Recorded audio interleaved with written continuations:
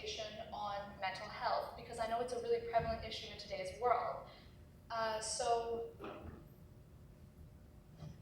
I wanted to present from partially other sources and partially my own personal experience, how to bounce back, building mental resilience. So I wanted to start off by talking about what exactly is mental resilience. So the Mayo Clinic, which is a reliable source, defines mental resilience as having the strength to adapt to and overcome difficult situations, the ability to bounce back when adversity strikes, the ability to reach out to trusted friends or loved ones when times are hard, and continuing to persevere no matter what.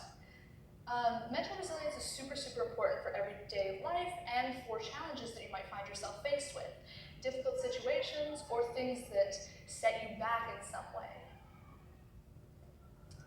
So continuing on that thought, what do you need mental resilience for?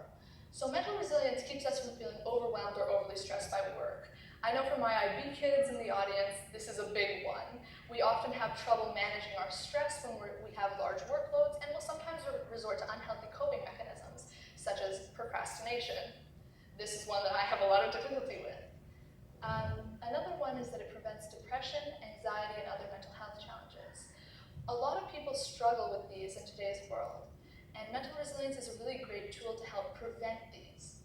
Another thing that mental resilience does is it develops self-awareness. Self-awareness is probably the trait in people that I admire the most, being able to understand your own limitations and react accordingly. The next thing mental resilience does, which is probably everyone's favorite thing about it, is that it improves academic, athletic, and everyday success. Everyone wants to feel successful in their lives, but they often have difficulty with going about it and learning how to do it. So mental resilience and the tactics that I'm going to share with you today for developing it are really important for helping to create a successful person. And finally, mental resilience is just very, very important for overall well-being. Being happy in your life, feeling successful, feeling fulfilled, mental resilience helps us to develop all of this. So you might have heard me mention the term in the first slide, bounce back. So how is bouncing back relevant? Bouncing back is the ability to quickly bring yourself back to a normal state after a challenge, or at least that's how the Merriam-Webster dictionary defines it. Being able to bring yourself back to a normal state very, very quickly is an ability that not a lot of people have mastered. You'll see people in the army or people that are stressed or very stressed often having the ability to bring themselves back to a normal state very easily and very quickly. A normal state often looks different for different people. Sometimes it means being happy, sometimes it means being in a neutral state, but overall being able to bring yourself back to base level is basically what bouncing back is. It's being able to quickly get control of your emotions and is an indicator of high mental resilience. Being in a difficult situation, while extremely stressful in the moment, does test your ability to bounce back and build your long-term mental resilience. This is what you hear people say often with getting out of your comfort zone. People who are able to get out of their comfort zone are often the people that will go the furthest in life because they have the ability to bounce back very quickly after being placed in a situation that might be a little bit stressful to them. So, for those of you in the audience that know me, you will know that I ride horses, and you're probably out there thinking, oh my gosh, how did she manage to bring this up? I thought this was about mental resilience. And I promise it is. But I wanted to share with you a time when I had to bounce back very, very quickly. So this is Super Mario. Everyone say hi. So Mario, as we called him, had a tendency to cause bodily harm to his riders. And I knew this going in, but I did make that fatal mistake of thinking it isn't going to happen to me. Spoiler alert, it did. So I had been riding this horse for a while, and I decided that I wanted to do a jumping competition with him. And we were training the day before the competition, and we rode up to a jump. We were going a little bit fast, and there was a sunbeam on the jump, and he decided that he didn't really want to jump it. So about a foot from the jump, he went one way and I went the other. I hit the jump, I hit the ground, and then the jump hit me. It was some of the worst pain I've ever felt. My vision was white, I could barely breathe, I felt horrific. I had some pretty bad bruising, and overall, my confidence was completely shattered. I did not want to ride the next day, understandably, because when humans are faced with something that causes them extreme mental stress, obviously they don't want to go back into a situation that resembles it in any way.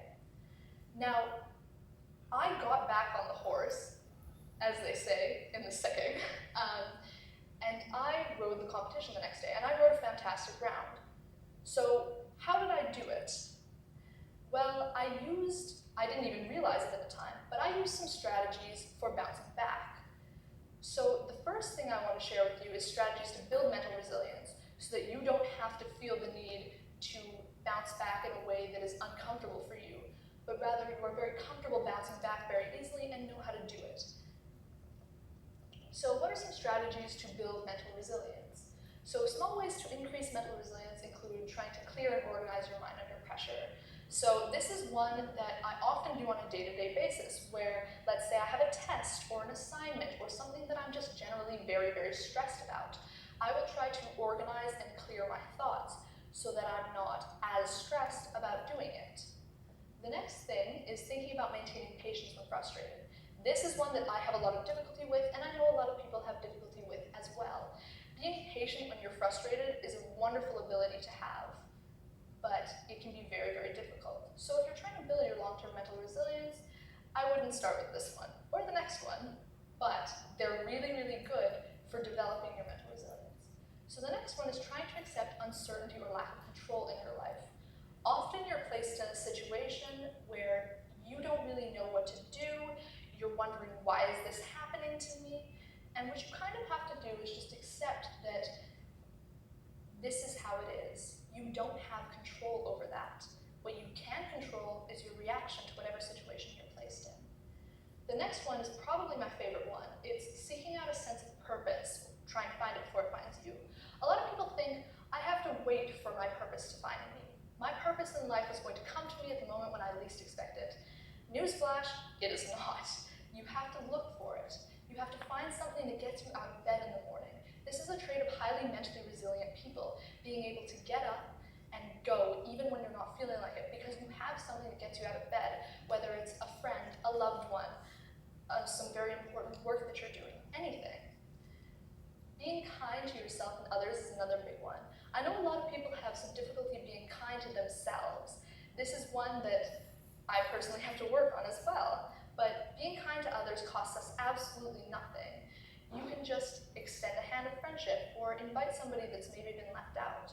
Kindness is so easy, and it's a great way to start building your mental resilience. And finally, the last one, which is the easiest one to develop mental resilience, is practicing optimism and gratitude. Be grateful for the fact that you are where you are. Even if you're in a terrible situation, there's always something to be grateful for and always something to look forward to. And what about strategies to bounce back, as I mentioned earlier? So you often need to bounce back after you're placed in very difficult or stressful situations, or after you face a very painful challenge. So one thing that works very well for me, and this worked when I was riding as well, is focusing on where you are rather than where you've been. So rather than thinking about how painful it was to get thrown off the horse the day before, I thought about where I was in that moment, what I had to do. How do I ride this horse to ensure that this doesn't happen again? And next is thinking of the future, preferably optimistically instead of dwelling. Focusing on this bad thing that happened to you, while it might feel okay to wallow in your misery, often looking forward to the future and thinking of what is coming that will lift my mood, what will make me feel better, will often help a lot. Another is facing how you feel instead of bottling it up. A lot of people will tend to bottle their emotions thinking, I'm stronger when I'm alone. I'm stronger if I deal with this on my own. You're not. That's just self-sabotaging. You have to be able to reach out to other people. And same with this next thing, seeking help from any kind of support system you have. Face how you feel. Look for somebody that can help you process it. You're not alone.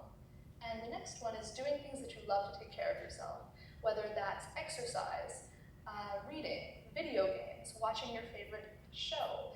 All of these are great ways to just bring yourself back after a very painful situation or a challenge. And finally, acknowledging that bad things happen. Bad things happen to all of us, all of the time, and it's okay.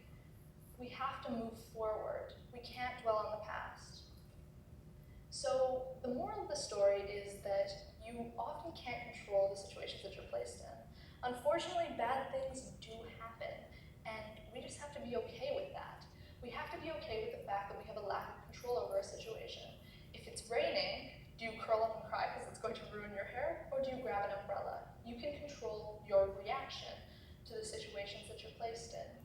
You don't have to focus on the fact that you have no control and never will. Next is building your mental resilience to overcome any challenge.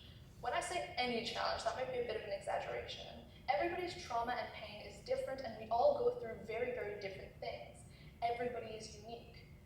But being able to build up your mental resilience will help you to bounce back from challenges rather than dwelling on it. Even if it's something so terrible, you don't necessarily have to be happy all the time. You just have to be able to bring yourself to a state that is slightly better than a deep, deep, deep depression. And finally, you can remember that you're not alone, and you never will be. People will often think that there's nobody out there that cares about them. I promise you that there's somebody. It could even be the person that you meet on the street. It could be anybody. It could be your friends, your loved ones, your teachers, literally anybody. I promise you're not alone.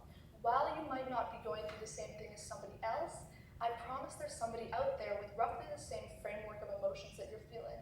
Regret, loneliness, sadness, anger. They're all very human. You're not the only one struggling, and it's okay to be sad. You're not alone. Thank you for your time.